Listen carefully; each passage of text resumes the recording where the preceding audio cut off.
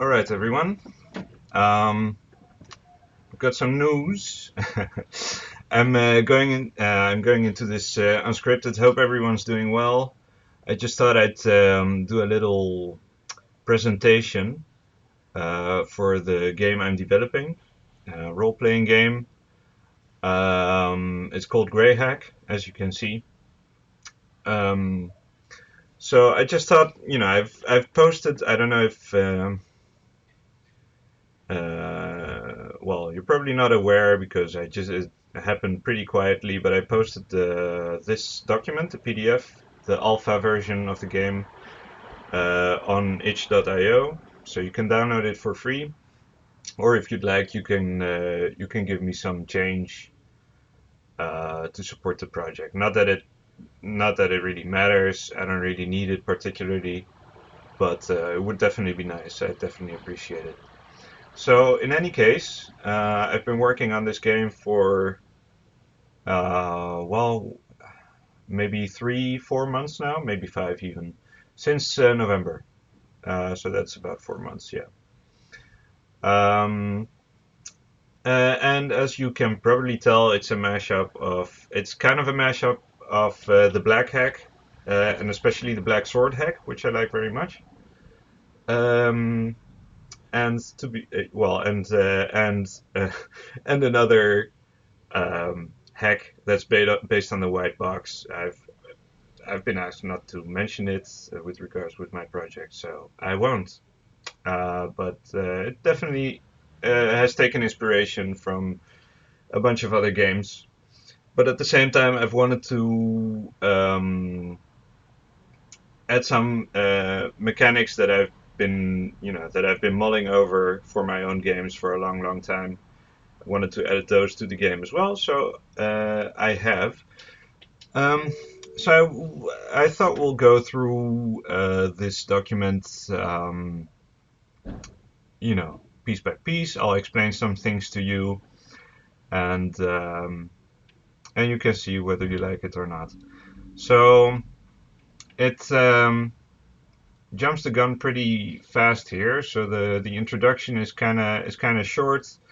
Everything, well, especially this part, is basically a placeholder at the moment. Those will probably be ironed out once I start working on the final version.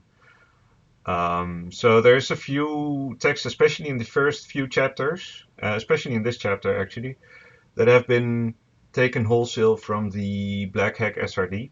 So I hope that's okay. If not, I will change it at some point. It's not a big deal for me. But that was I started out using those texts to get it going, and then as I went on and started adding my own elements, it deviated more and more and started becoming its own thing. So that's kind of where we're at right now. So the basics are probably very familiar to all of you, right? It's basically it's, well, it's an OSR game. It's not a retro clone anymore. I wouldn't go. I wouldn't call it a white box clone either, or anything of that nature. Basically, what I've tried to do is take the foundation of D&D and turn it into a more, well, for the lack of better words, a more story-driven game. Essentially, not story. Well, okay, not story-driven per se, but it's very much focused on role-playing the game, creating your own characters, uh, customizing your classes, and so on. But the basics are still there, so um, you'll notice, we have the 6 attributes. I've put them in alphabetical order. So it's charisma, constitution, dexterity, intelligence, strength, and wisdom. You roll them down the line, um, as you do. Very simple. Maybe I should explain those attributes a bit more clearly, but I mean, most people are already aware of those. I try to avoid, repeating unnecessary stuff in this book. And then we have the class. Based on your attributes, you're gonna wanna pick your class. We have 3 base classes. I've named them the Rogue, the Sage, and the Vanguard. Oh wait, I haven't changed that here. But the Warrior should be the Vanguard. So later on, that's changed. I made a mistake. Ah shit. Okay, I'll have to fix that and re-upload the document at some point. But we'll see. So in any case, you can probably tell what they are, right? So the Rogue is basically your Thief class. The Sage is your Magic User Cleric, and the Vanguard is the Warrior or the Fighter. Let's see what we have next. Oh yeah, and then we have the advanced classes. It is recommended to use those, later on with either with more experienced players or after the first character dies, the GM may opt to include them in the game, allow players to play those. And these are the Elect, the Expert, and the Mad. So those are, I'll get to those later on. Those are advanced classes, basically. They're a bit more complicated and a bit more,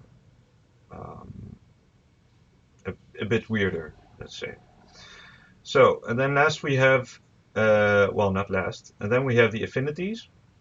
So each character, each player, is supposed to select 3 affinities for their character. So those are your ancestry, your vocation, and your affiliation, right? So your ancestry is basically your race.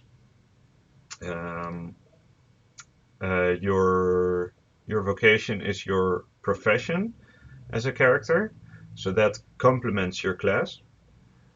And your affiliations are basically the organizations or groups that you associate with, right? So generally, later on, I advise, for example, GMs to create an adventurers guild that all players can be a member of. That would be an easy solution. But obviously, you can make it as complex and interesting as you like. So basically, a wizard, a sage, could be a member of a college, of a magical academy, or whatever. Or likewise, a sage, a priestly sage, could be a member of a church, and so on. Stuff like that. Or the thief, obviously, could be a member of a thieves guild. So that's all very, very simple, very easy. Essentially, how this works is each affinity you choose is assigned to 1 or 2 attributes. Ancestries are assigned to 2. Vocations and affiliations are assigned to 1 each. So with ancestries, it's a little bit more complicated because you can assign it to 2 attributes, meaning that they can work both in your advantage as well as in your disadvantage, depending on the situation and on the ancestry, of course, and on how the GM interprets the situation, basically. So yeah,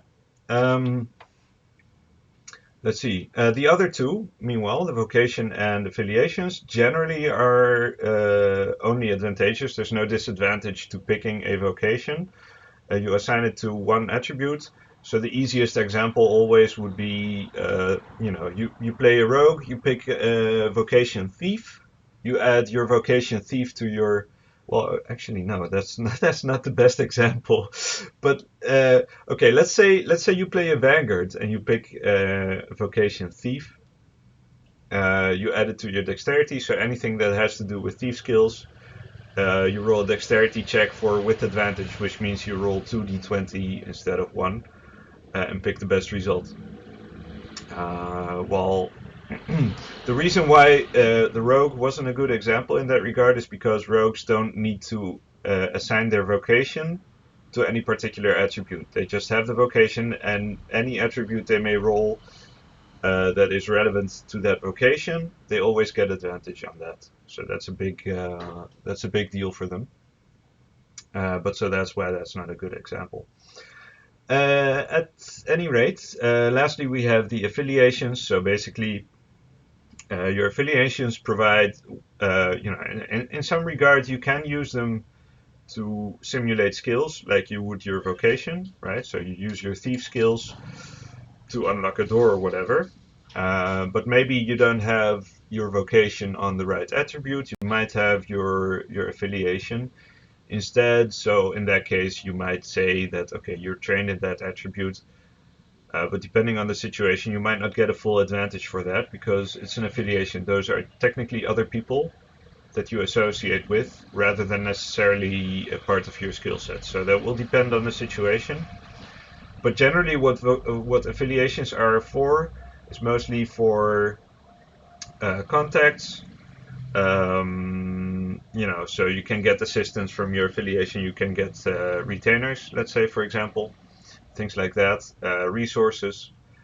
Do your research. For example, a sage might have to do research to gain a new spell, so they will go to their affiliation, to their academy, let's say, and do the research in its premises, and be able to create a new spell that way. That kind of stuff. That's what affiliations are for. Um, and obviously, as you level up, you may gain more affinities as well. Uh, so you can become a member of different organizations, make friends, and have them assist you or assist them with various tasks and so on and so forth. So okay, that's as far as the affinities go so far.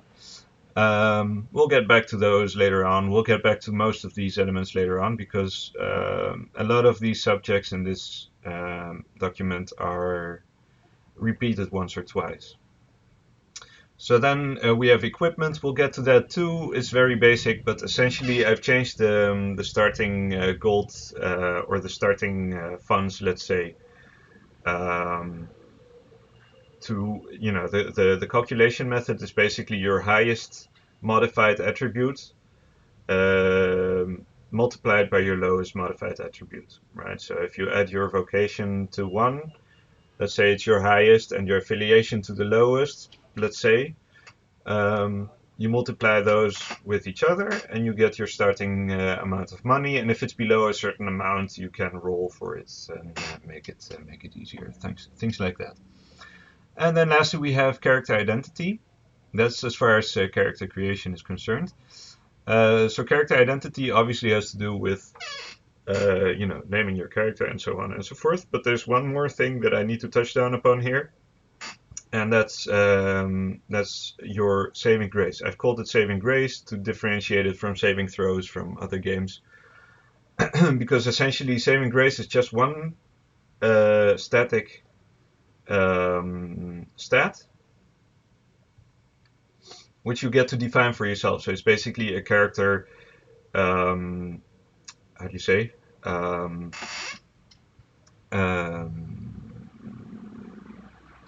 It could be a character, it could be a flaw, or it could be, you could say it could be a virtue or a vice. Let's keep it at that. Essentially, it's intended to give you another advantage or disadvantage when rolling a save, basically. Because saving throws are pretty low in this game. You need to roll low, so it's good to have an advantage. But at the same time, it's you get to flesh out your character more that way because it's based on your character attributes. Let's say, or no, attributes is already used.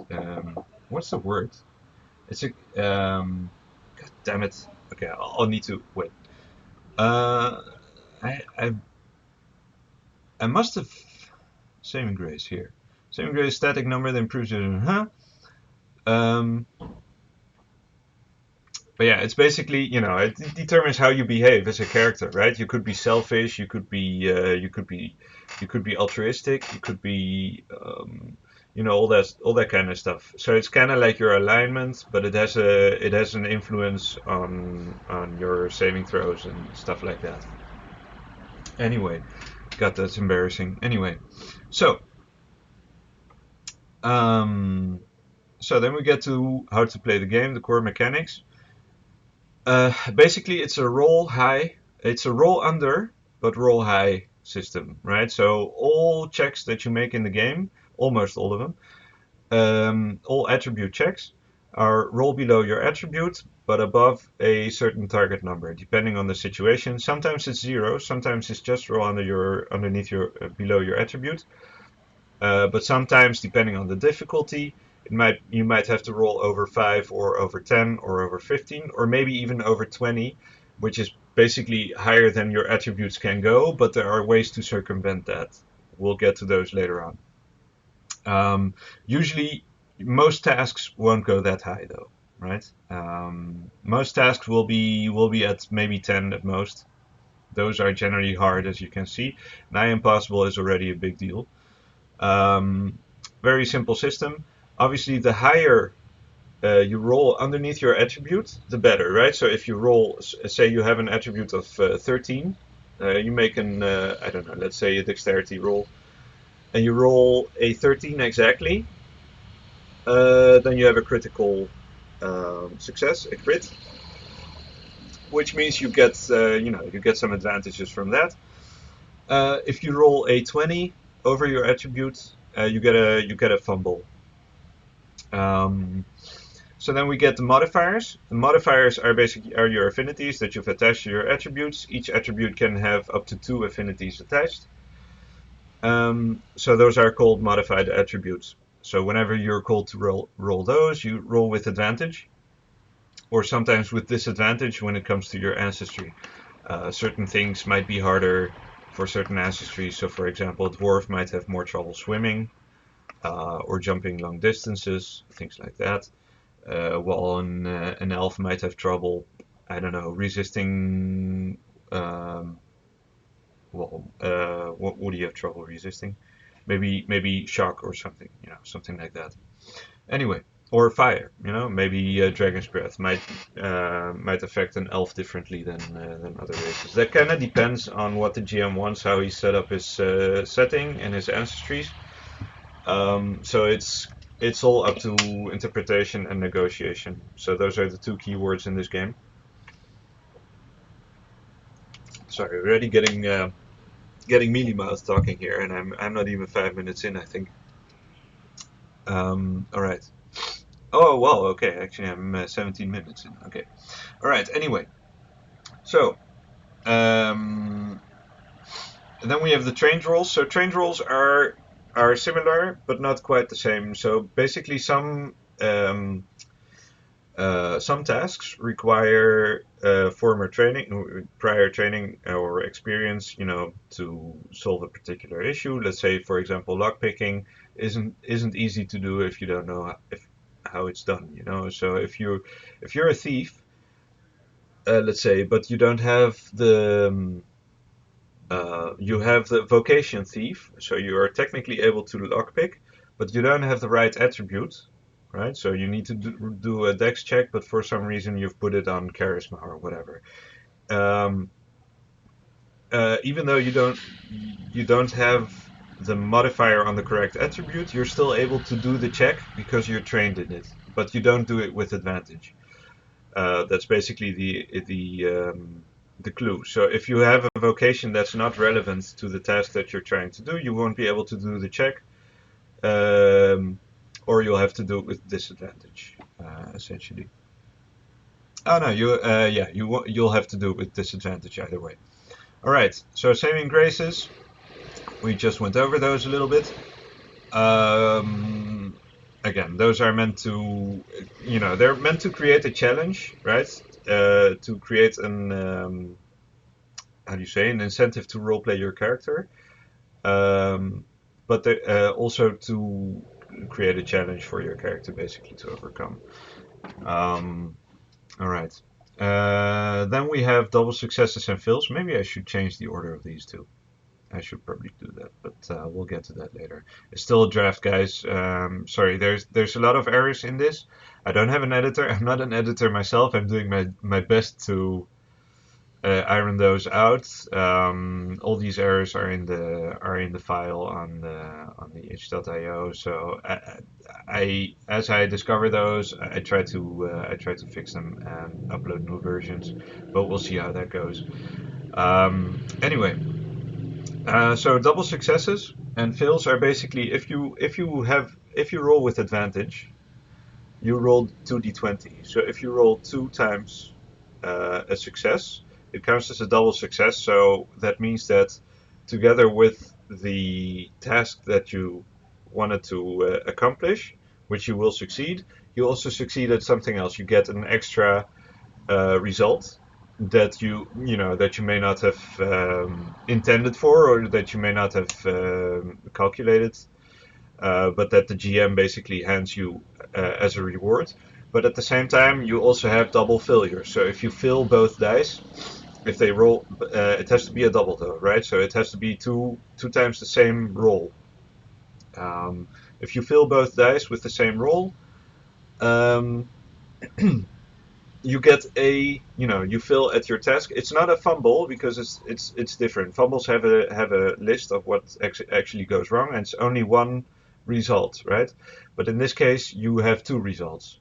So if you have a double fail, you both fail at your task, and something else also happens that might get you in trouble. Like for example, trying to unlock a door, you have a double failure, so not only does the door not open, but you also break the lock, let's say, or maybe not break the lock, but something else breaks, and the guard hears it, for example, and he's going to check to see what that was. Things like that. Okay, now we get to the most, in my opinion, most exciting part about this game, which is the weird dice. So weird dice, I originally called them strain dice, which I also kind of like, but I also wanted to give it that supernatural kind of connotation, so that's why I called them this now. So weird dice are basically every character has a d6, starts with a d6, except for the Mad, who starts with a d8. That's the only class that's an exception to this. But basically, your weird die is intended to um, to take some risky make some risky decisions, or to maybe save you from for example, if you roll a fumble, you can roll a weird die to re-roll uh, that check to see if you maybe succeed instead, right? So there's things like that, but there's also class-specific abilities that the weird die is connected to. So, for example, the rogue basically all the rogue special abilities, which are the foci, are based on using weird dice. So basically, instead of using an attribute check, the rogue has the option, if they're using their focus and if their focus is appropriate for the situation, to roll a weird die instead. We'll get back to that later on, but because there are specific um, requirements for that, which is having a focus, which is basically a thing you get when you're playing a rogue. Um, Likewise, the Vanguard can use weird dice to boost their damage and things like that. And the Sage can use weird dice to re-roll their spell checks, right? Because if they don't, they lose their spell basically for the day. We'll get back to those. Maybe I'll even have to do it part 2 or part 3 to explain all these features, but we'll see how it goes. Um, Also, yeah, okay. So these things, you can also switch between your slots, between not between your slots, but between equipped abilities within the same slot, rolling a weird die, and so on and so forth. But so the way this works is your weird die always succeeds unless you roll a 1 or 2. If you roll a 1 or 2, it degrades to the next lowest value. So from d6, right? Most characters start with a d6. It will go down to a d4. If you fail on a d4, you can keep rolling those all day. But if you roll 1 or 2 on a d4, you're basically jinxed. That's how it's called in this game. Which means that from that moment onward, you can no longer roll any weird dice, and all your attribute checks are done at disadvantage. Aside from the fact that if you do that as a sage, for example, trying to cast a spell, you lose your slot for the rest of the day, and so on and so forth. So it can get you into a lot of trouble, so you need to be careful with that, but at the same time, it enables you to do crazy shit that you might not be able to do otherwise. Right, so that's the weird dice. And at the same time, we also have the usage dice, which works the same way. They also degrade the same way. So if you roll 1 or 2 on a d6, it goes to d4. On a d8, it goes to d6, and so on. But those are more um, about consumables, let's say. So let's say you have, the easiest, dumbest form you can do it in is, the number of arrows you have. Maybe you have a d20 arrows, right? That's the usage die of the amount of arrows you have. After each encounter in which you've used those arrows, you need to roll a usage die to see if the count has gone down or not. Stuff like that. But obviously, it's up to the GM if they want to use usage dice for those purposes specifically, like for arrows and ammo and stuff like that. But they're also, they can also be used for other purposes, like for example, for your character's reputation or the party's reputation, and so on. So, for example, your relationship with your affiliation could be based on a usage die, things like that. And there are other uses as well that I will expand upon as I work on the game, because I've thought of several things that you can do with these. Like for example, you could and I've mentioned these here. You could use these to simulate large-scale battles, for example, or things like that. So if you have two regiments pitted against each other, you roll the attacks and stuff, but then you roll the usage die to see how many people they have left on each side. Things like that, and to decide who wins in the end. Okay, so then we have wagers. Wagers are an interesting system. I basically adapted those from a different game, but I've put my own spin on it because they use the weird die now. And basically, it's a way to simulate chases and protracted activities and duels and things like that, where basically rolling each die each round individually would maybe take too long, or maybe be a bit too complicated. Instead, basically, you have a system where each player makes a bet. They roll a weird die to determine like the bonus they get on their attribute, and then they bet on how high they're going to roll.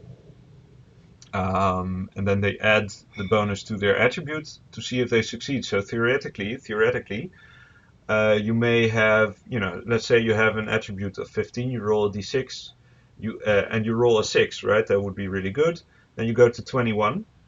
So theoretically, you could bet on a 20, roll below the 20, and succeed, which would be, that would be easy as pie. And then you get to decide the outcome of the wager.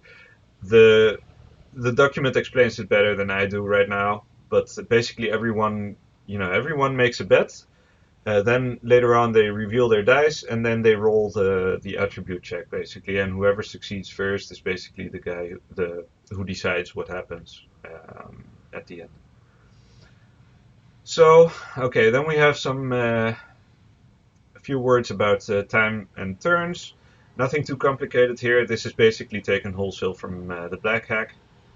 Right, and you have the distances, so close, near, far, and distant, but distant rarely takes place within an encounter, so that's mostly theoretical.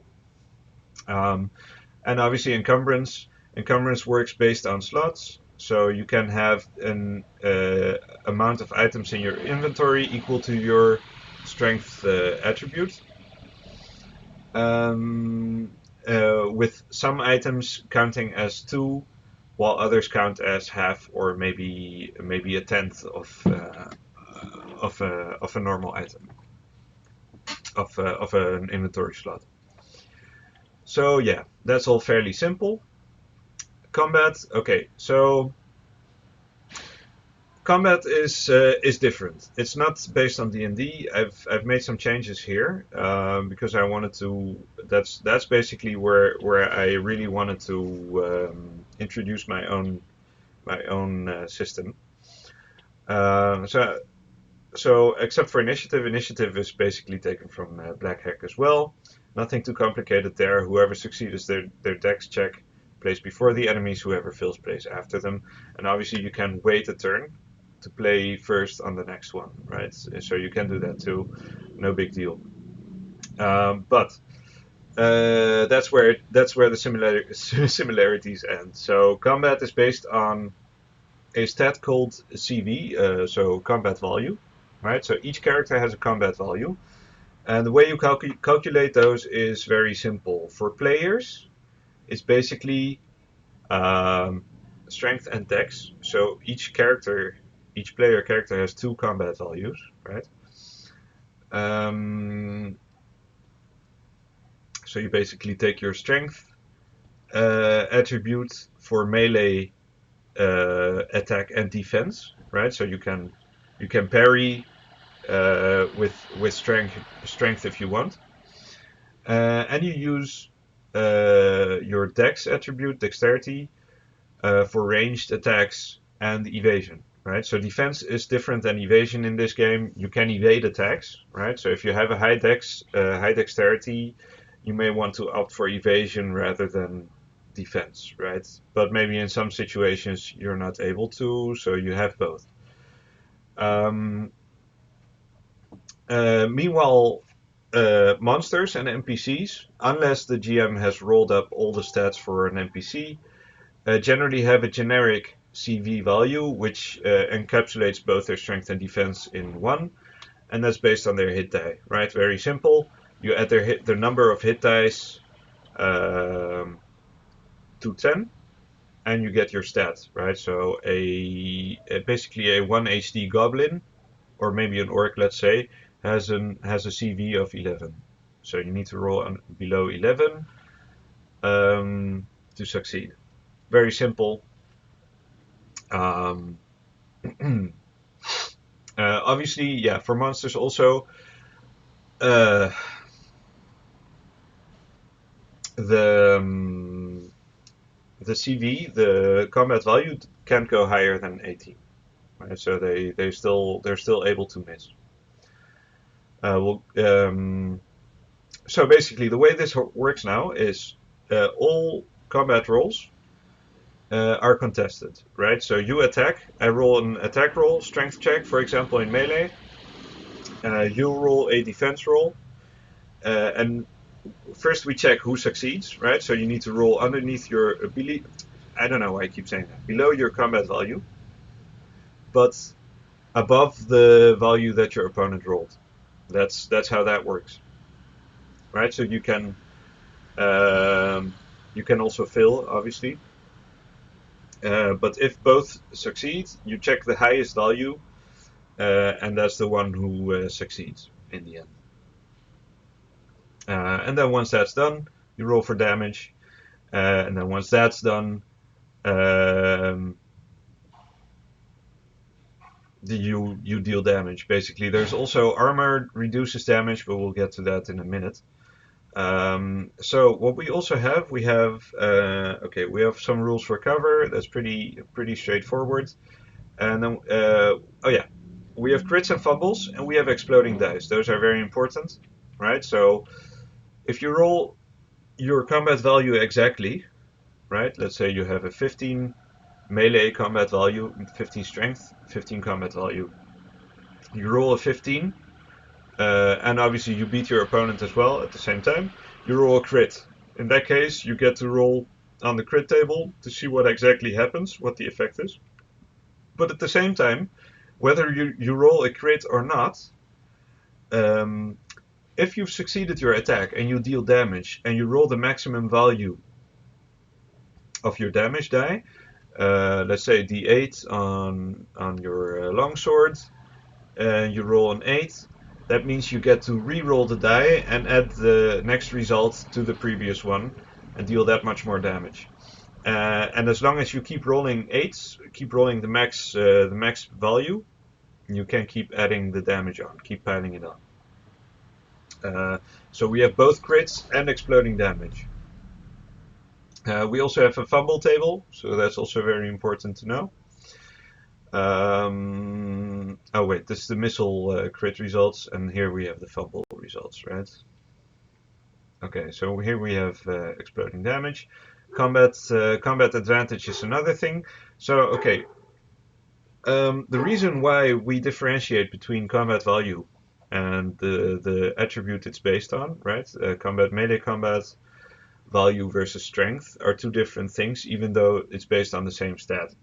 The reason why that is because you can't get advantage from your stats, even if you have the vocation in combat. You can only get it from combat advantage, and that works differently. So in order to gain combat advantage, you have to either, hit someone in the back, or flank them, or things like that. So you have to create a scenario where you can give yourself that advantage. And in that case, once that's done, once the GM has agreed that you have combat advantage, you get to roll 2d20 and pick the best result. Obviously, enemies can do the same, theoretically. But this is very powerful, very important to know. There are a few things. So the Vanguard, as a trained warrior, is able to generate these situations easier, right? And we'll explain that. One way to do that is using weapon masteries. We'll get to that in a minute. And then we have conditions. Okay, those are pretty straightforward as well. You can cripple someone, you can blind them. Usually those are the result of crit tables, right? The crit table has all these conditions included in them. So you could hit someone's eyes and blind them. You could paralyze them. You could hobble them, right? Break their leg or whatever. Slow them down, shit like that. So that's all included in here. And then we have opportunity attacks. Those exist as well. So if someone tries to disengage from melee, they're adjacent to you. You're basically in melee, locked in melee with them, but they're trying to walk away. You get a free attack on them and stuff like that. That's we all know how that works. So that's pretty easy. Then we have non-lethal damage. Very straightforward as well. Some weapons deal non-lethal damage. There are some conditions under which you can deal lethal damage with non-lethal weapons. The Vanguard again can do that under certain situations, and so on. I explained those here. Very simple. And then we have special moves. So special moves are basically,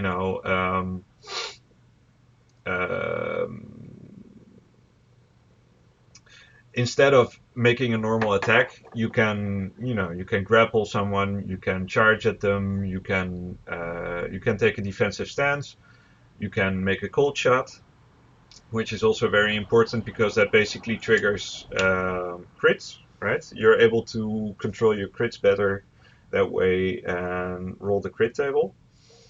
And there's a number of tricks you can pull off. You can taunt someone. You can trip them, you can disarm them, you can push them, you can feint an attack as well, things like that. And there are more for the Vanguard. The Vanguard has a whole list of his own combat maneuvers, as I call them, that are basically this idea, but more advanced and more specialized. And then we have armor dice. So armor dice basically reduce your damage. So if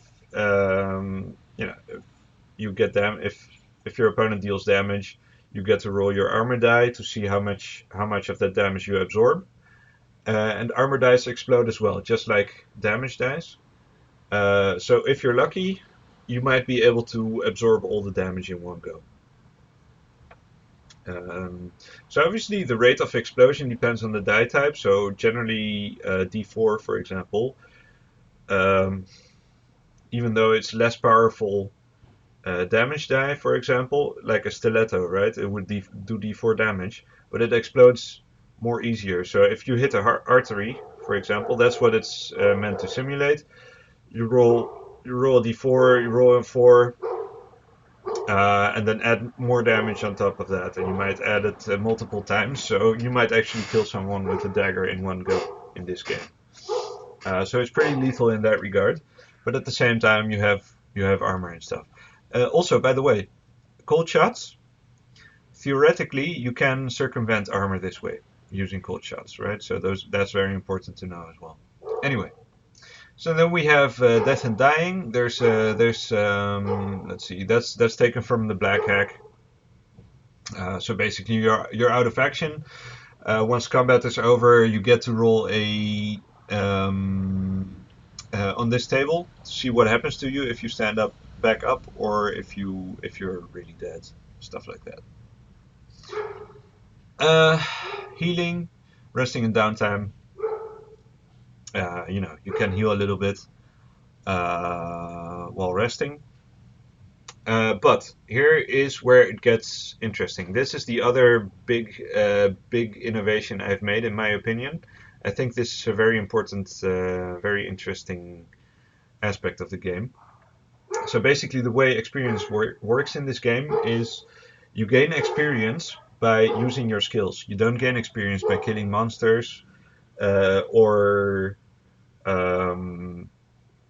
gathering treasure, right? In this game, basically the idea is whenever you use a modified attribute, right, during the day, let's say once again, you pick a lock, right? You have the thief vocation, you pick a lock, you succeed, and you mark it down on your dex stat, let's say. So at the end of the day, not at the end of the session, but at the end of the day, when your characters decide to go rest for the night, let's say, you have the chance to claim that experience point. So in order to do that, you have to have done one such check in the previous day. You can have done more, which gives you more chances to claim 1 XP, but you can only claim 1 XP at the end of the day.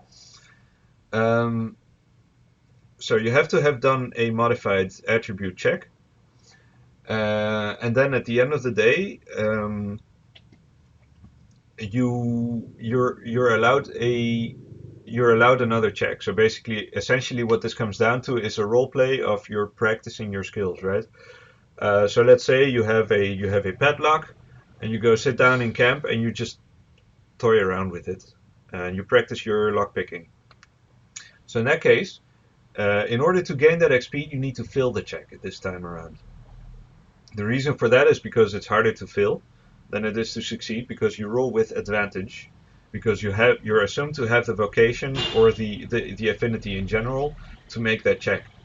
So you roll that check. If you fail, you gain 1 XP. And then we have the XP table here. The XP progression is according to the Fibonacci sequence. So you go from 3 to 5 to 8 to 13 to 21 to 34 and so on. Very simple, very easy to remember. Obviously on the sheet I will make it so that you'll have a previous XP, current XP, and next required XP. All three mentioned so that you never forget how many XP you need for the next level, right? So you can always calculate the current XP plus the previous XP is the next XP, and so on. Very simple. And that's how you progress in this game. So it's less combat oriented. It's more role-playing oriented. You progress your skills. It's similar to basic RPG, Call of Cthulhu, and etc. Basically in that regard. Only you don't have formalized skills. You have your affinities, and you use those to level up. That's how this works. And then once you level up, you get to roll 2d6 on this chart here, on this table, sorry, which decides what you gain on that next level, right? You could gain +1 affinity, so you can gain another affiliation, let's say. Usually it's affiliations. There are other affinities as well you can take, which we'll get back to later on. You can gain +1 saving grace on your saving grace. You don't change your saving grace. You only change the stat, right? So you can't change the descriptor that you've put in. You can gain an extra HD. Those are the most, right? So 6 and 8 is in the median of 2d6. Those are the highest chance is a 7. Is a 7. On the bell curve, let's say, of the 2d6 is a 7. So the highest chance upon leveling up is to gain a new hit die, right?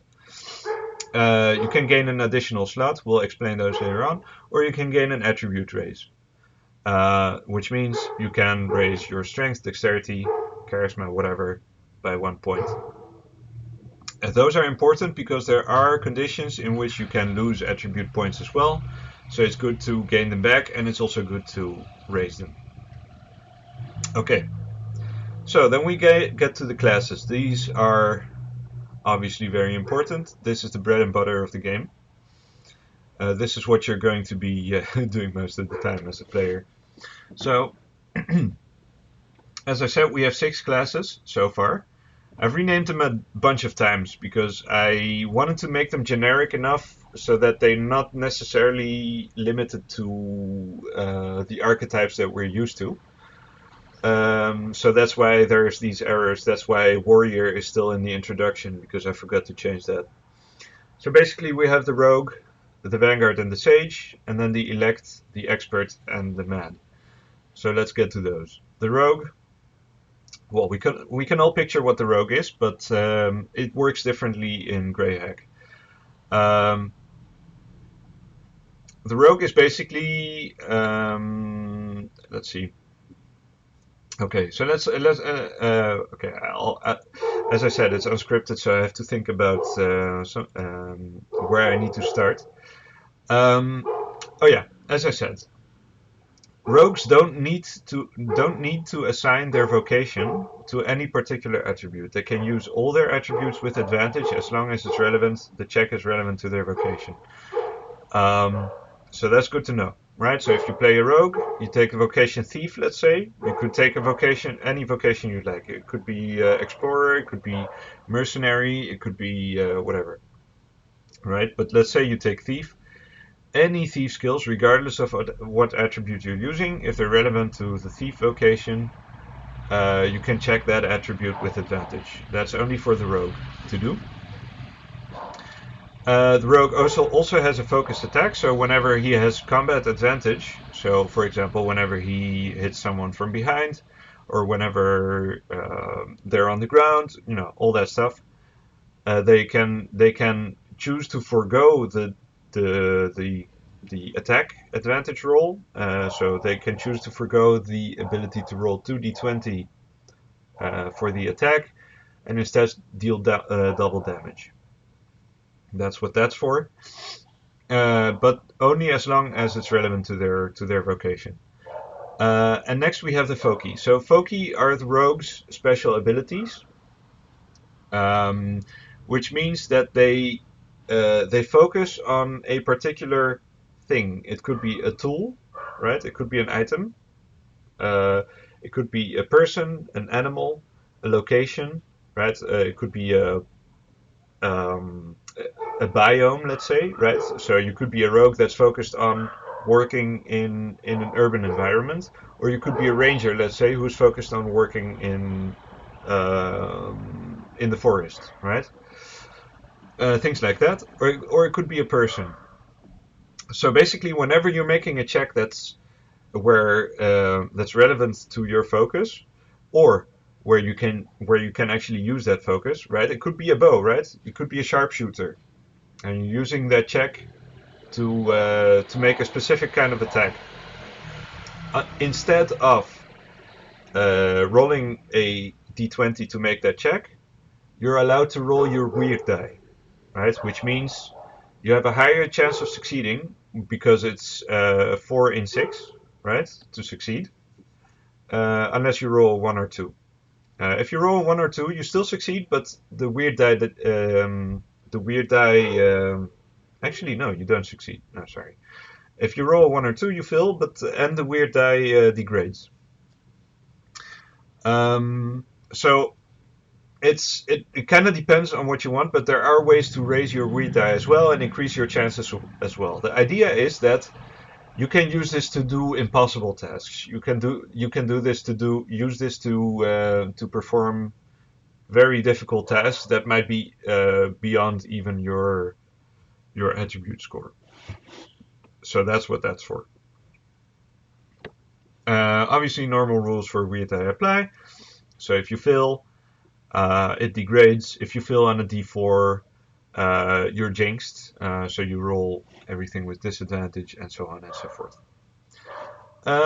Let's see, what else do we have? There's a few more things. Yeah, some disadvantages. Rogues can't use two-handed weapons unless they're focus.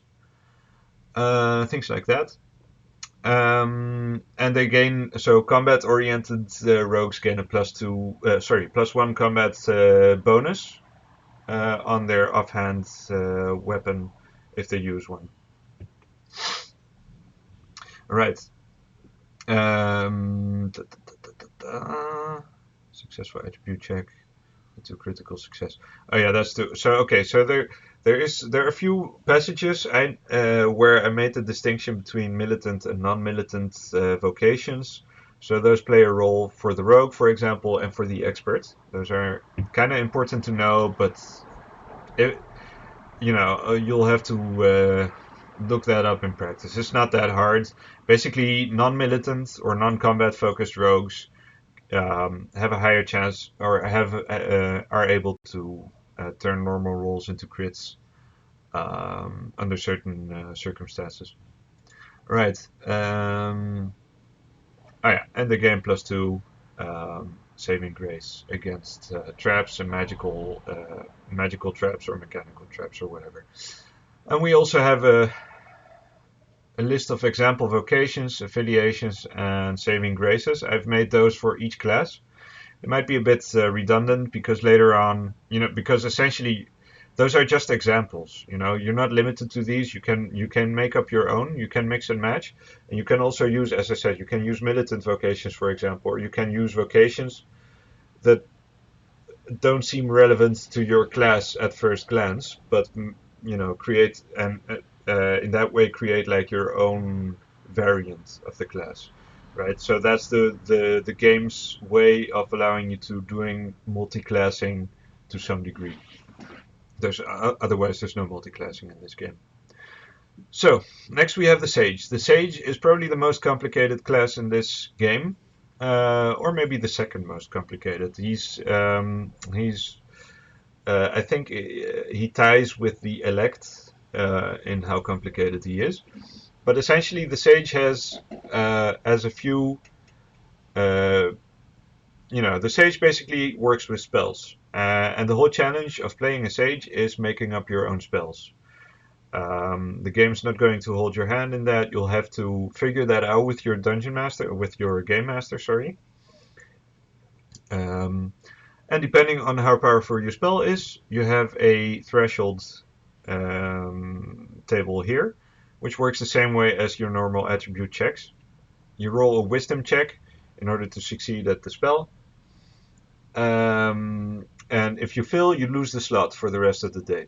So basically what happens, oh yeah, by the way, I should have mentioned that with the rogue as well.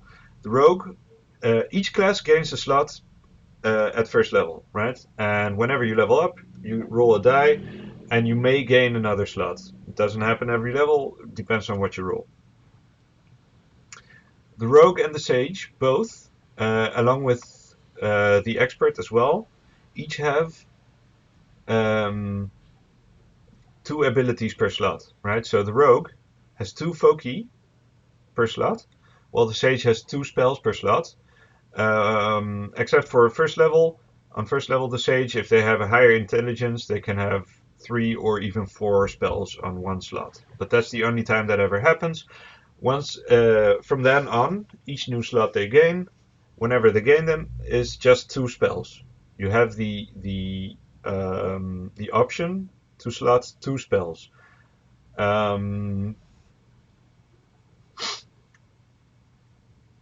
Let's see, what was I gonna say? So you start out with let's say you have, okay, let's say you have 14 wisdom sage. You start out with 3 spells on your first slot. Now, the sage's slots are a bit more flexible than other classes because you actually can slot other things instead of spells as well.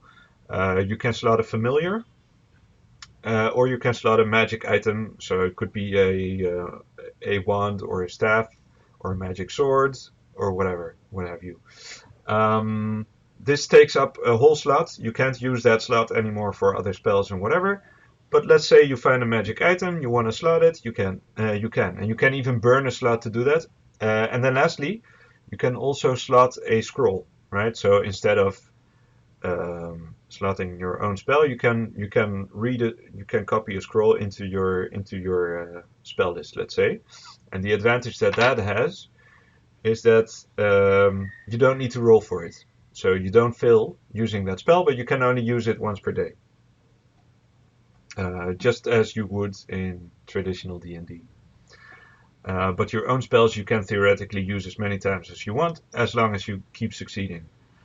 So how spells work is basically you roll a wisdom check, you decide the power level of your spell. Sorry, in the wrong order. You decide the power level of your spell, right? Spells are malleable, so let's say you pick a sleep spell, right? And you tell your GM, I want to cast sleep. So then you have to decide how many enemies are you going to try to affect. For how long will they be sleeping? Stuff like that. Depending on the situation, the GM will tell you the threshold, right? Depending on how powerful you want to make the spell, you'll need to either roll a 5 or above 10, 15, or 20, but below your attribute, below your wisdom score. So if you fail, you lose the entire slot, right? So if it's on your first level slot and you have like 3 or 4 spells on there, you won't be able to use any of them for the rest of the day if you fail. So that's why it's important that the sage also has their weird die. They're able to influence these rolls, right? So they can choose to spell burn, which means that they roll the weird die upon casting. They roll the weird die and add the result to their wisdom score. It can't go higher than 18, but if it's above 18, you lower the threshold instead with the remaining amount. So let's say, to make it simple, let's say you have you want to cast a spell, you have to roll a 10 or higher, and you have a wisdom score of 15. Let's say you roll a 4, right? That means that you add 3 out of 4 to the wisdom score, so from 15 it goes to 18, and then the remaining 1 point that you rolled, you subtract from the threshold. So from 10 it goes to 9. So now you need to roll above 9 but below 15, right? So much more doable. Still not ideal, but much more doable. At the same time, you can forego spell burning and instead use your weird die to re-roll any failed spell checks. That's also a possibility, depending on, usually you may want to do that when the threshold is lower than 10, let's say. You want to have a second chance, which is important because you might lose your spells otherwise for the rest of the day.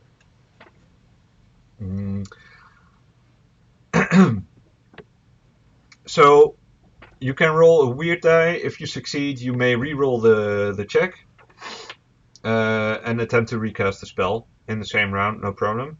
But if you fail the weird die, you fail the spell check as well. And if you fumble the spell check, that's a separate rule again. So you might fumble the spell check. You need to make a save or lose the spells as well. So there's a whole lot of variables that play in on this. I might be making a mess of this trying to explain this, but it's really not that complicated. I think the book is pretty clear on how it works. I'll have to go over it a few more times to see if that is the case. But I think it's a very easy and intuitive system, and I'm personally very happy with it because it circumvents the whole Vancian magic system, right? That's what I was trying to avoid with this thing. Technically, you can keep casting spells as many times as you want throughout the day, as long as you keep succeeding your saves, and as long as you don't fumble or fill your weird dice, right? Because those are important for the sage. Okay, so scrolls, as I said, you can slot those. And there's a few benefits and requirements. You just like the rogue, you get a penalty for using two-handed weapons, unless they're slotted. You can slot them on as a magic item, let's say, right? You could theoretically take a magic greatsword and use it without penalty if you slot it, right? No problem. But the reason is because if you slot it, you use it as a tool for casting spells as well. That's the whole point behind it. Okay. There's a few more pages of information of how to design your spells, how to define them, and how to use them and stuff like that. Because it's all very, very open-ended. The whole point is that you're empowered as a player to create your own spells, and the GM needs to be able to arbitrate those. Okay. Well, enough about the Sage. Now we get to the Vanguard. So the Vanguard is the warrior class in this game. He's pretty straightforward, but there's a few twists with him. He's not like the fighter in D&D. He's definitely a bit more. How do you say that? He's definitely a bit more specialized, let's say. I've tried to give him an edge, basically. Right? It's inspired by a different game. I'm not allowed to. I'm not allowed to mention it, but whatever, dude. So basically, the Vanguard. Right? He has a few bonuses. Right? He's the only class that gets a combat bonus. Right? So basically, your combat value is basically your strength or dexterity plus 1 plus your combat bonus, and that's a one-time thing only. Only at level 1 you ever get that. There's not you can't get it upon leveling up. That's only the Vanguard has this. Also, the Vanguard gets plus 3 hit points on level 1, and yeah, basically that's it. So the Vanguard has 2 special abilities that are static. You can change those. And all Vanguards have this. These are feuds and trophies. So feuds are basically whenever you have a significant enemy, like your arch nemesis or like a big boss battle or stuff like that. Whenever you engage in combat with them, you can declare a feud against them. This means that you'll get certain bonuses. So it's either a +4 combat bonus, in addition to the +1 you already have, or a +4 damage to your damage. Right? You have to pick either one of those. That's how feuds work. Feuds they carry over from fight to fight. So if your nemesis, let's say, escapes the fight and comes back later on in the campaign, the feud is still active, right? You still have that bonus against them specifically. That's basically what that comes down to. There's a few other, well, most of the rest of the parameters are all based on flavor, right? It could depend on what kind of warrior you are, what kind of Vanguard you are. If declaring a feud against a particular enemy is allowed or not, or So, so the GM can refuse it. It depends on the situation, right? But then next we have trophies. So trophies are another aspect of this, basically. So whenever a Vanguard is able to defeat an enemy that they have declared feud upon, they're allowed to claim one additional item from them, right, as a trophy. That means that item, whenever they have it equipped, gives them access to a tag from that enemy. So a tag is basically a special ability similar to slots in for player characters, but more vaguely defined, basically. So basically, let's say a tag could be, for example, ghoul touch, right? A ghoul paralysis, right? So let's say you've declared a feud upon a ghoul. You wouldn't probably, because a ghoul is usually just a normal enemy, just a mob, basically. But let's say you did. Let's say there's a sentient ghoul that is smarter than the rest, and he's very dangerous, and you've declared a feud upon them, and you killed him. You claim maybe you steal their fingernail or whatever. You wear it as a, you wear it as a keychain or whatever. Oh no, not a keychain. Sorry, as an amulet or whatever. And you gain access to the ghoul tag, ghoul paralysis, right? Stuff like that. You can only have one trophy equipped at any time, but you can switch among these freely. If you have more of them in your inventory, you can switch between them, no problem. Um, so that's what trophies are, basically. Then we have slots. So the Vanguard has its own slots, and you can equip one out of two things for each slot. These are either weapon masteries or combat maneuvers. So weapon masteries basically are like weapon focused in third edition or something like that. You choose one weapon. So whenever you gain a slot, you choose one weapon and you write down weapon mastery, let's say longsword, right? So whenever you use that weapon, you automatically have combat advantage. No questions asked. No. So that's what that does. You can only equip it. You can only slot one weapon at a time for a weapon mastery, and you can only slot each weapon once. Um, that's all that is. Very simple, but very powerful. And then we have combat maneuvers. So combat maneuvers are a little bit more complicated. I have prepared a list of examples of what your Vanguard can do. Right. So as I said, these are like the special moves in the previous chapter, but in this case they're a bit more advanced. Right. So you can protect your friends. You can motivate them, give them combat advantage. You can do counter attacks. You can cripple your enemies. You can push them away and take their place maybe on the map.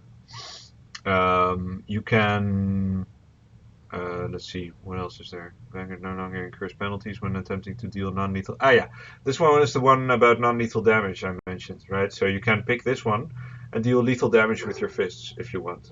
You could play a pugilist, let's say, or like a monk who just breaks rocks with his fists, and so on. There's a bunch of these, and you can make up your own. So basically, how this works is the Vanguard needs to have. So in order to claim a combat maneuver, the Vanguard must have had made 2 or 3 attempts in combat using that maneuver beforehand, right? So, and in order to do that, you roll weird dice. That's what the Vanguard uses the weird dice for, in addition to buffing their damage. Um,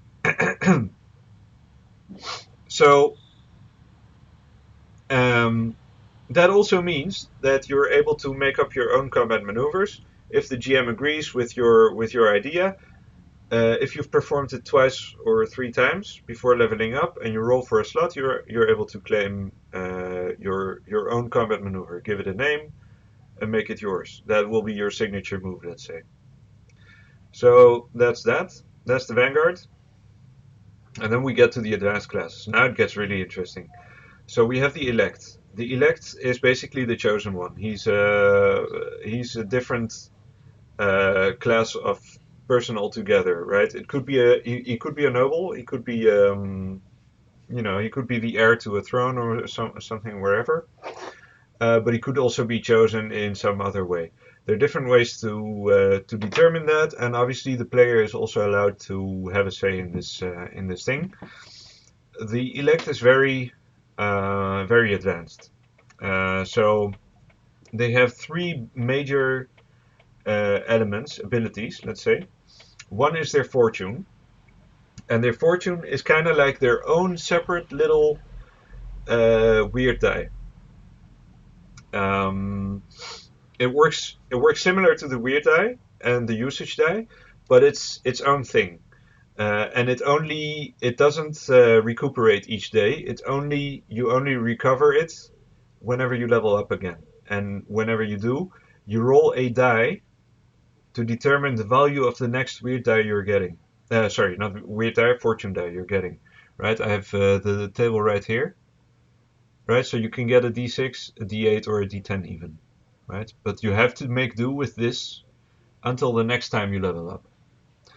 But what the fortune die does is extremely powerful, right? You get to define your fortune once at character creation, and you're stuck with it for the rest of the campaign. It could be a divine blessing, right? You buff your party. It could be prophecy. It could be seduction, just charming someone. But it could also be like um, basically just deciding whether someone lives or dies, right? The gift of life and death, I've included that here, but there are also more. You can make up your own, right? But you have to be careful with that. You have to negotiate with the GM, and the GM has to be aware that that's going to be in the game for the rest of the campaign, right? So it's a very big deal. That's why it's one of the advanced classes. In some settings, it might not be a good idea to include it at all, but it's here for those where it's appropriate. In addition, the elect gains a retinue. At first level on his slot, the first slot he can take is a retainer. He has his own stats. He levels up along with the character. He gets stronger along with the character. But he doesn't. These are his stats, right? He starts with 1 HD, combat value of 11, a save of 6, and a weird die of D6. Right, very simple. And yeah, for each 2 levels the elect takes, he gains 1 level too. He gains an extra HD, which you get to calculate into his combat value and his save. Or his save, sorry. Okay. And then lastly, we have minor miracles. So not at first level, but whenever he levels up and he gains a slot, the elect also has the option to pick a minor miracle, which is essentially a spell. It works the same way as the sage's spells, but the difference is that he rolls his charisma check to cast those instead of his wisdom, and he cannot fumble them. So it works differently. He has a different mechanics in how to cast these spells. Let's see. Minor miracle is performed. The elect may roll his weird die. On a roll of 1 or 2, and perform miracles depletes 1 die value. Yeah.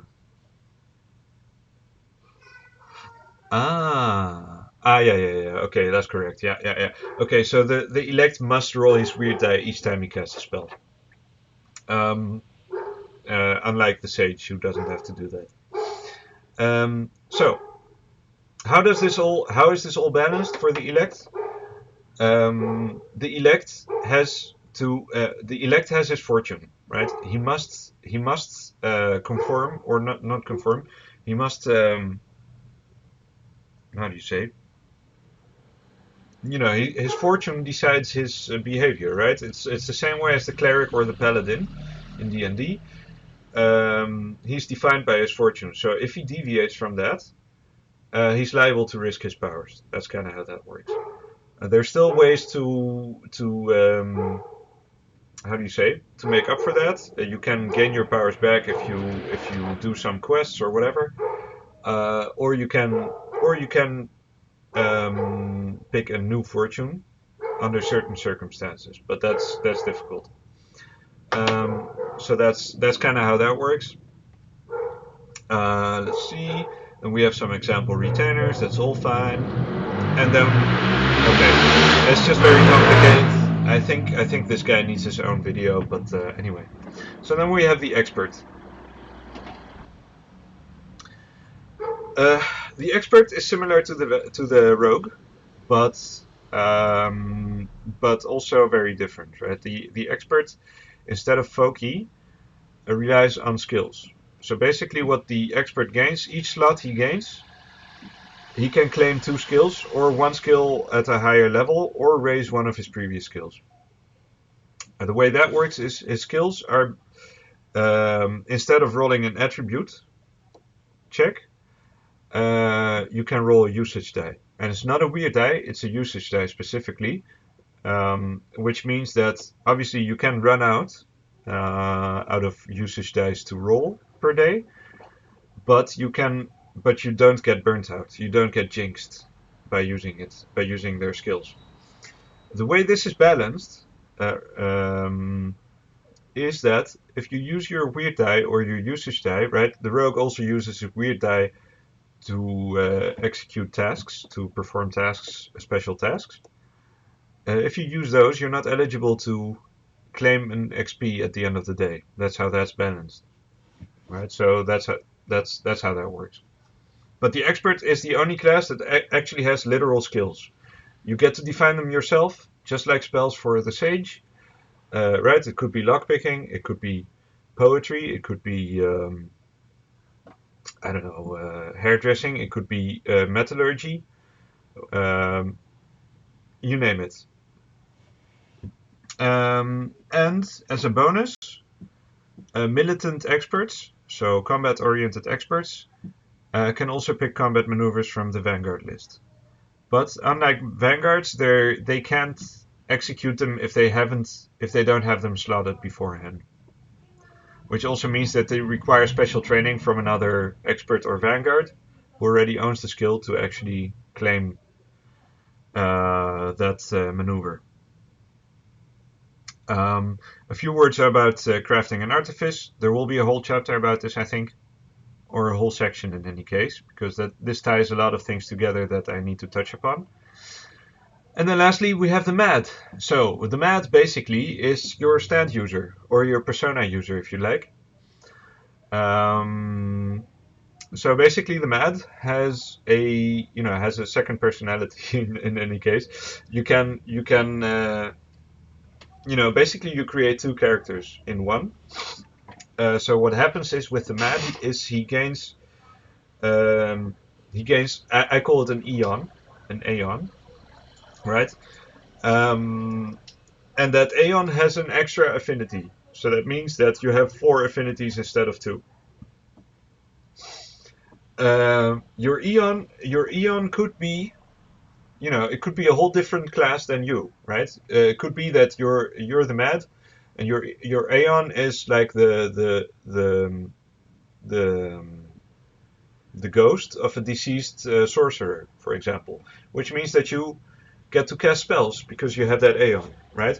It could be the ghost of a warrior. It could be a demon. It could be an animalistic spirit. All kinds of things. You name it, you can have it.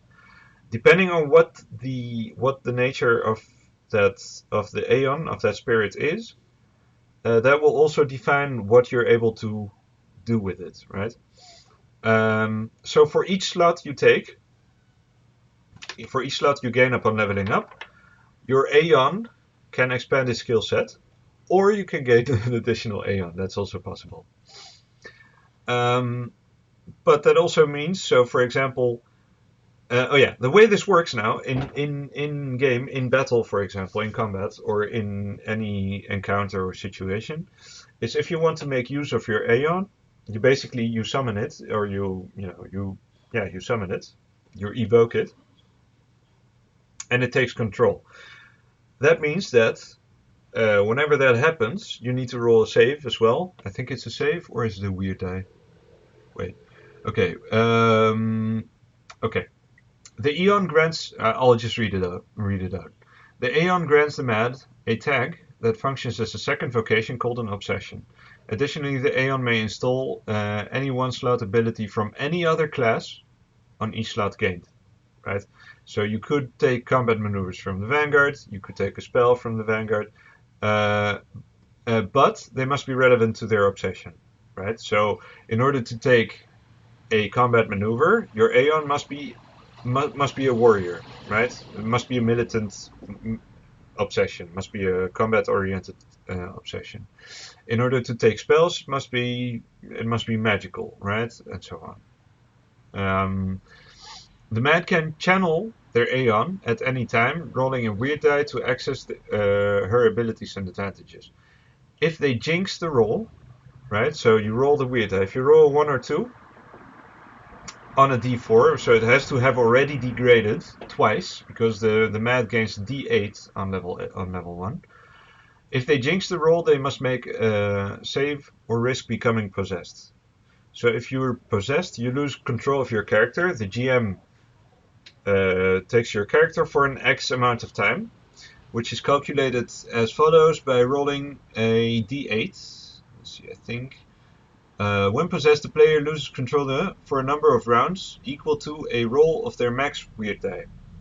So it's a d8, right? If you somehow raise the weird die permanently, then it becomes a d10 or d12 or whatever. So the GM rolls a d8, and not only that, the die explodes. So if I roll a 8, if your character is possessed and I roll an 8, I get to re-roll. So if the total number of rounds, that the GM rolls is higher than 20, you lose control of your character forever, basically. But other than that, if it's below that, after that time has passed, and the party is still alive, or the character is still alive, you gain control back of your character. And obviously that doesn't need to be always bad, right? So for example, the Aeon can be a friendly creature. It doesn't have to be an evil creature, let's say. So sometimes, it might be that it likes the party members and it wants to stick around and wants to help them. So then it's not a big loss if you actually lose control of your character for a little time. So that's kind of how that works. And obviously, if it's a friendly Aeon, it probably will relinquish control by itself, even if the GM has rolled higher than 20. Additionally, the MAD can consult their Aeons for advice and stuff like that. So that's also pretty unique. You can use it to, gain some insight into certain matters that maybe you couldn't otherwise. Things like that. It depends on what the GM has in store for you and what you want. And casting spells obviously is also a thing, but the MAD doesn't need to roll any saves to cast spells. All he needs to do is allow his Aeon to take control, and they will do it for them. So that's kind of how that works. Right, and then we have, your usual examples and stuff. So that's the classes. 6 classes all in all. Pretty simple, pretty straightforward. But obviously the advanced classes, especially the Elect and the MAD, are very are a bit more complicated, let's say. Especially the Elect has a lot of moving parts, right? They have a retinue, they have spells, they have miracles, they have their fortune that they need to keep in mind and everything like that. So anyway, all right. Now we have a chapter about affinities.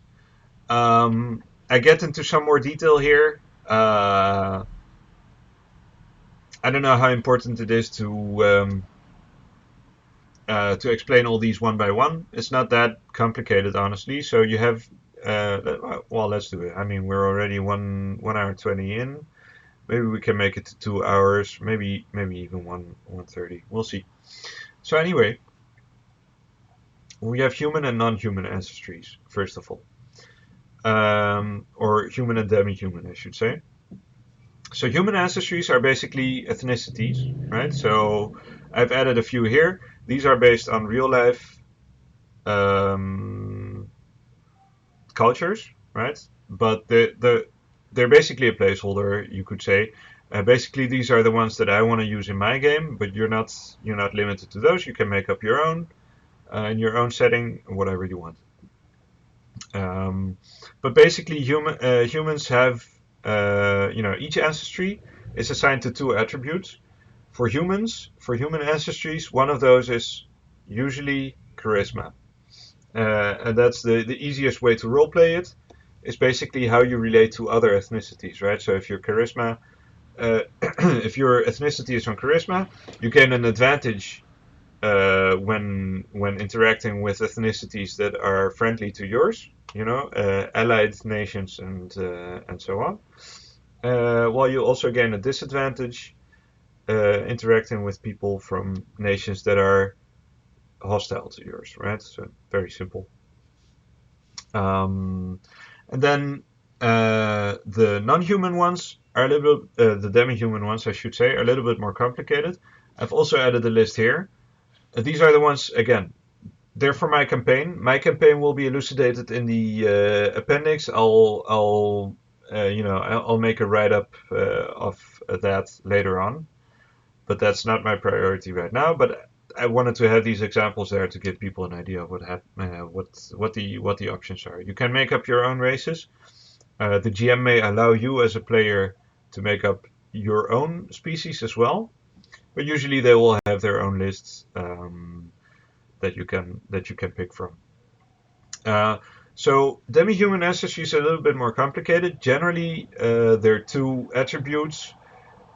Uh, if you make up your own species, you can assign them yourself. Usually, the GM will have an idea of what attributes get modified by your ancestry, by your demi-human ancestry. But at the same time, I'm also giving some clues here as to uh, how do you say, as to how these work. There's another aspect to this because there's an optional rule whereby demi-human ancestries gain tags, right? So that's separate from the attributes, from the modified attributes, which you also get.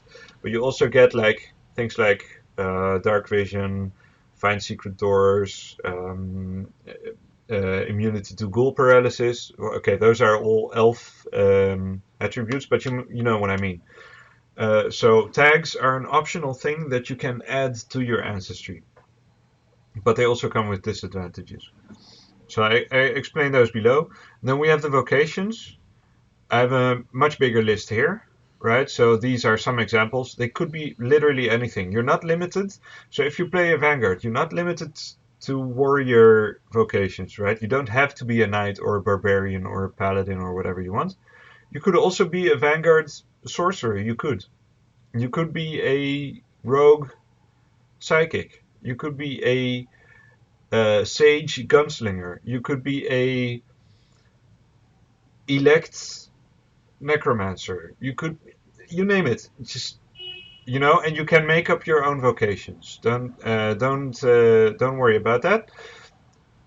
But the idea is that it gives you an incentive to try to modify your class and your play style, your gameplay, according to your character, your vocation. While the class just gives you a fundamental tool set to work with. You can switch. If you don't like it, you can pick a different class. So that's kind of how that works. You're supposed to kind of supplement the abilities you already have with this kind of flavor. That's kind of how that works, and it gives you some gameplay advantages as well. You assign your vocation to an attribute if you're not a rogue, and you gain these advantages based on your vocation, and so on. Okay. And then lastly, affiliations. We have a decent list here too.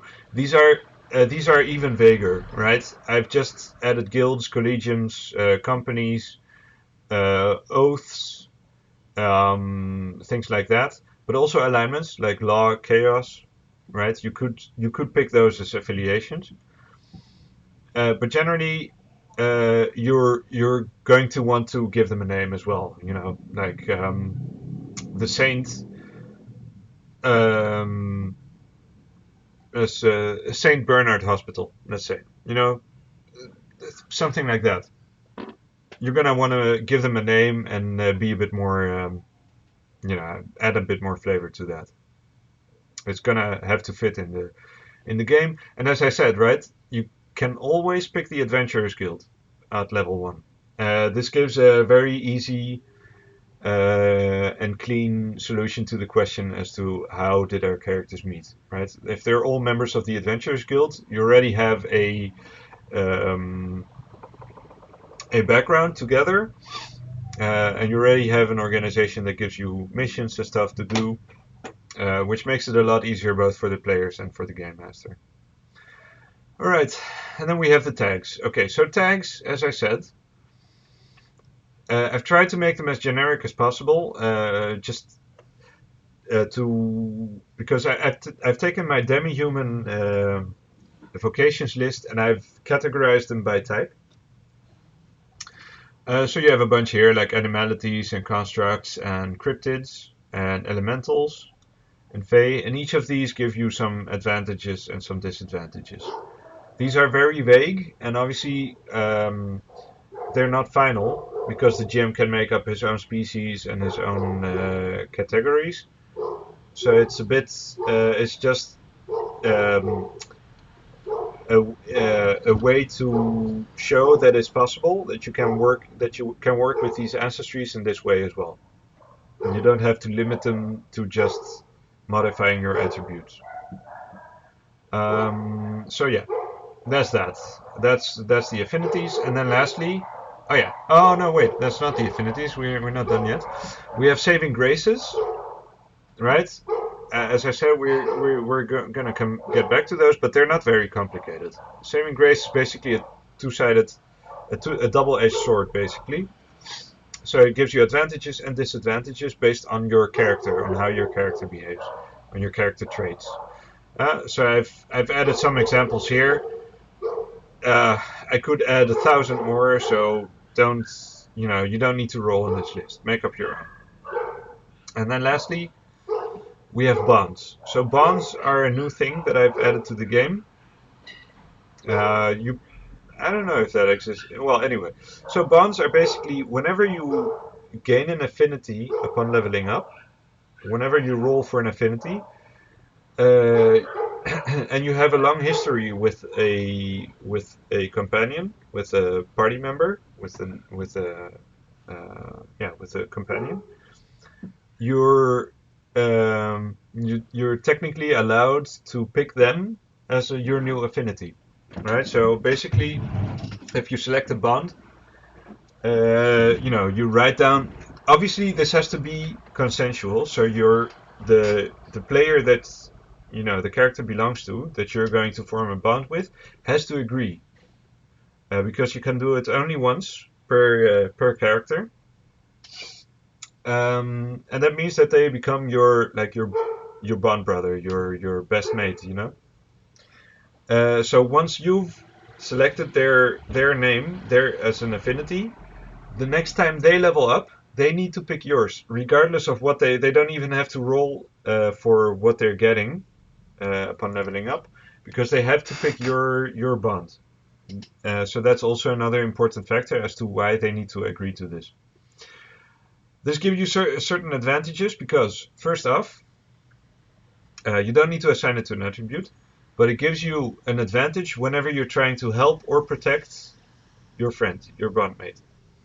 And whenever that happens, whenever you've done that during a day, no matter who of the two did that, at the end of the day, just like as you would train your attributes, you can have a heart-to-heart or a discussion or like reminisce with your bondmate about what happened the past day. So you both roll a charisma check, and in this case, you need to succeed. You don't need to fail.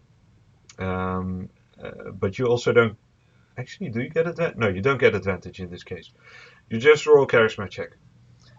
If you fail, both characters get an XP. So it is very it's a way to get additional XP. And then it's a way to make it a little bit easier because it's a very slow progression system, as you can probably tell. So that as far as that goes, and then we have languages and names. Uh, you know, based on the ancestry lists I've created, I've added some languages and stuff. And then lastly, we have equipment. That's the last chapter in this version of the book. Um, Nothing too special here. Just there's a few interesting weapons. I have a section on trick weapons. I've imported those from Bloodborne. Well, inspired by Bloodborne. They're not all Bloodborne weapons, but some of them are. So, for example, we have the where is it? Oh wait, it's not here. It's in the trick weapon list. There's a lot of tables in this chapter. Bonus, handgun. Oh yeah, there's gunpowder weapons as well, by the way, and some rules on how to reload them. The whip cane, right? That's from Bloodborne, and the saw cleaver, and the palash, and things like that. So yeah, there's some descriptions of the trick weapons. They're fun. Some of them are actually more trouble than they're worth, but that's on purpose as well. So for example, you have the lantern shield, which basically gives you a -4, I think, evasion as well. So it's kind of funny like that. But anyway, so that's as far as it goes so far. There's a few words on porting other things, converting like monsters and stuff from other games here. That shouldn't be too hard. I forget to mention the saves. I forgot to mention the saves. How to convert those. But basically, the idea is that you take the HD from the original monster, and based on that, you calculate their combat value and their save, basically. So you can split it evenly between CV and save, or you can add all to CV, and anything that remains over 18 you can add to the save, and so on. And at the same time, there's also a way to calculate how many tags they have, and so on and so on. Anyway, I've been here for far too long. I really need to I really need to pee, so I'm gonna go now. But anyway, guys, I hope this helped. I hope so. I'm gonna include the links to the itch.io page, to my Discord. Please join the Discord. I really wanna, I'm in the phase where I'm starting to playtest this, so I want to see if people have any questions, if everything is clear, and so on. So everything is free. I don't, please, just wanna. I'm just desperate to see some engagement with my ideas and so on. Obviously, I'm gonna keep promoting. I'm gonna do my best to promote it. I'm not good at this. I'm not good at editing videos and stuff, so I have no clue about that. But I just wanna show people what I've made. I'm pretty proud of my product, so check it out. It's all free, as I said. And if you have any questions, feel free to let me know, to ask, and we'll have a discussion, because I'm always open to helping people out, and so on. So hope you enjoyed, guys, and I'll see you around. Bye bye.